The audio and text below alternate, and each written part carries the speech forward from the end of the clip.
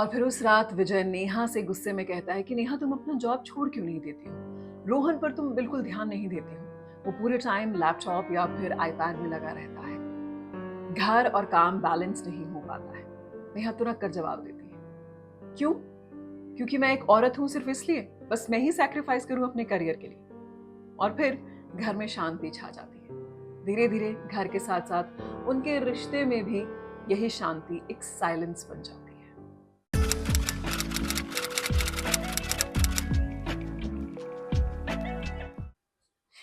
ये कहानी है विजय और नेहा की। बैंगलोर के एक हाई राइज अपार्टमेंट में दोनों रहते हैं। जब दोनों ने शादी की थी, दोनों एक अलग अलग कंपनीज में अच्छी पोजीशन पर काम कर रहे थे। आज उससे भी अच्छी पोजीशन पर काम करते हैं, दोनों का पैकेज बहुत अच्छा है, लेकिन पैकेज के साथ साथ प्रेशर भी उतना ही है। दोनों की जिंदगी में जब रोहन आया तो खुशी की नई लहर आई। दोनों को लगा कि रोहन को बेस्ट ऑफ द एजुकेशन देनी है, बेस्ट स्कूल में पढ़ाना है, बेस्ट क्लासेस में उसको एनरोल कराना है, कभी टेनिस या फिर क्रिकेट, स्विमिंग, हर तरह की एक्स्ट्रा करिकुलर एक्टिविटीज में उसको एनरोल कराना है। इसी के चलते दोनों ने और मेहनत से कमाना शुरू किया, लेकिन इसके बीच में दोनों के पास एक दूसरे के लिए, खुद के लिए और कभी कभी रोहन के लिए भी वक्त नहीं बचता था। वेडनेसडे की रात को नेहा ने कहा कि मेरा लेट नाइट कॉल है, तुम दोनों डिनर कर लेना। तो विजय ने कहा कि मेरा भी कॉल है, मैं भी नहीं उठ पाऊंगा। रोहन ने अकेले अपना खाना खाया आईपैड पर, स्क्रीन पर कुछ वीडियो देखते हुए, और फिर वो कब सो गया, ना नेहा को पता ना विजय को। दोनों को पता था कि कहीं ना कहीं जिंदगी थोड़ी गलत जा रही है, लेकिन इसका जवाब किसके पास नहीं। हफ्ते का दिन वेडनेसडे से फिर वीकेंड आ गया। वीकेंड पर दोनों राहत की सांस लेते हैं। नॉर्मल सैटरडे का दिन था। विजय सोफे पर लेटा हुआ अपना मोबाइल स्क्रॉल कर रहा था, साथ में क्रिकेट मैच अपडेट्स देख रहा था। वहीं नेहा ने सारे सामान की लिस्ट बनाई हुई थी। फ्रिज पर से लिस्ट में से देखकर उसने सामान ऑर्डर किया। 10 मिनट के अंदर ही सामान घर पर पहुंच गया, लेकिन अब इस सामान को पैंट्री में जमाना था, किचन में जमाना था। नेहा बड़बड़ाते हुए यही काम कर रही थी कि वीकेंड पर सिर्फ वीकेंड विजय को ही मिलता है और उसे नहीं मिलता है। वो विजय से बार बार किसी ना किसी बात को लेकर कमेंट टॉन्ट करती है, विजय को अच्छा नहीं लगता है और दोनों के बीच में बात बढ़े ना, इसीलिए एक बार फिर से साइलेंस आ जाता है। तभी अचानक से कुक का फोन आता है और वो कहती है कि दीदी मैं आज नहीं आ पाऊंगी।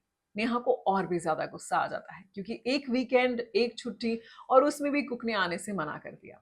वो कहती है मेरे से तो अब खाना नहीं बनेगा, खाना बाहर से ऑर्डर कर लो।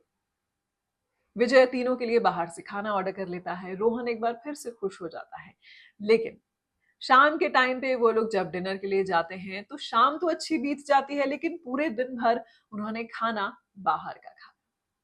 संडे का दिन सिर्फ इस प्रेपरेशन में निकल जाता है कि मंडे से फिर वही दौड़ भाग शुरू करनी है। अगला हफ्ता आ जाता है। जिंदगी ऐसे ही एक एंड से दूसरे एंड पर चल रही है, जिसे वीकेंड कहते हैं। ये कहानी है न सिर्फ बैंगलोर के विजय और नेहा के घर की, बल्कि बैंगलोर और कई ऐसे मेट्रो शहर के, या यूं कहूं कि आजकल हर छोटे बड़े शहर के, हर छोटे बड़े घर की, जहां पर पति और पत्नी दोनों काम करते हैं। बच्चे को देना तो चाहते हैं बेस्ट ऑफ द एजुकेशन, सबसे बढ़िया कपड़े, ब्रांडेड जूते और एक्स्ट्रा करिकुलर क्लासेस, लेकिन नहीं दे पाते हैं तो क्या, वो वक्त जिसकी शायद बच्चों को सबसे ज्यादा जरूरत होती है। लेकिन इसमें माँ बाप भी क्या कर सकते हैं। एजुकेशन इतनी महंगी है कि बच्चों के लिए वो फीस भरते भरते दोनों पेरेंट्स को काम करना पड़ता है। अचानक से थर्सडे को विजय कहता है कि उसे टूर के लिए बाहर जाना है और आज उसकी देर रात तक मीटिंग है। नेहा कहती है कि फिर वो अकेले कैसे मैनेज करेगी, क्योंकि उसे भी दूसरे दिन ऑफिस जाना है और रोहन को कैसे संभालेंगे। दोनों के बीच में बात फिर से बढ़ जाती है और बात बढ़ते बढ़ते एक बार फिर साइलेंस में बदल जाती है। अब ये साइलेंस न सिर्फ घर में है, उन दोनों के रिश्तों में। वक्त का पहिया ऐसे ही चलता रहता है। तभी अचानक से एक झटका लगता है। नेहा की मेडिकल रिपोर्ट आती है और मेडिकल रिपोर्ट में ये पता लगता है कि नेहा के लिवर पर लगातार बैठने की वजह से, अपनी सेहत पर ध्यान नहीं देने की वजह से, प्रॉपर पानी नहीं पीने की वजह से और लगातार बाहर का खाना खाने की वजह से डैमेज हुआ है। ये डैमेज कहीं कैंसर तो नहीं है? दोनों इस बात को लेकर घबरा जाते हैं।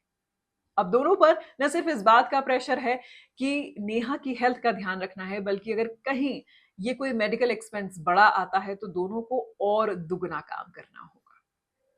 इस बीच में नेहा और विजय न सिर्फ अपने ऑफिस के काम की वजह से सफर करते हैं, अपनी हेल्थ की वजह से सफर करते हैं, बल्कि उसके साथ साथ दोनों के अंदर ये गिल्ट भी पनपने लगता है कि वो दोनों ना ही अपने रिलेशनशिप को पूरा टाइम दे पा रहे हैं, ना ही अपने बच्चे रोहन को।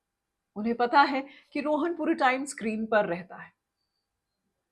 एक दिन फिर अचानक से ऐसे ही दोनों के बीच में बात बढ़ती है और विजय यही कहता है कि नेहा, तुम्हारी ही वजह से रोहन पूरे टाइम स्क्रीन पर रहता है।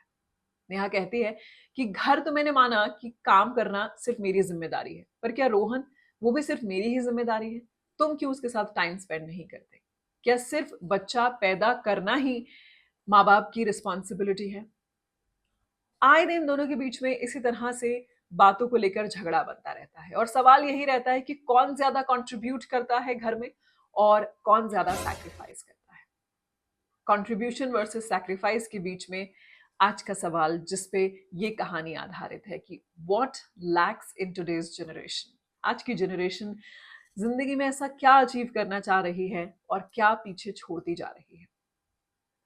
बहुत सी लोग इस बात से मानेंगे कि पहले जब बड़े बड़े परिवार हुआ करते थे, जॉइंट फैमिली में लोग रहते थे, तब बच्चों को ज्यादा वक्त दिया जाता था, काम बट जाता था और कहीं ना कहीं कम आमदनी में भी अच्छा गुजारा हो जाता था। आज घर में लोग कम होते जा रहे हैं, आमदनी ज्यादा होती जा रही है, लेकिन फिर भी खर्चे बढ़ते जा रहे हैं। क्या आज की जनरेशन को अपने रहने के तरीके में कुछ बदलाव करने की जरूरत है, या फिर जिस हिसाब से हर देश आगे की तरफ बढ़ रहा है लेकिन इंसानों की लाइफ की क्वालिटी पीछे की तरफ जा रही है, ये सोचने वाली बात है। कमेंट सेक्शन में जरूर से बताइएगा। एक बार फिर से अगले एपिसोड में हाजिर होंगी आपके लिए लेकर एक अनोखा सा सवाल, व्हाट।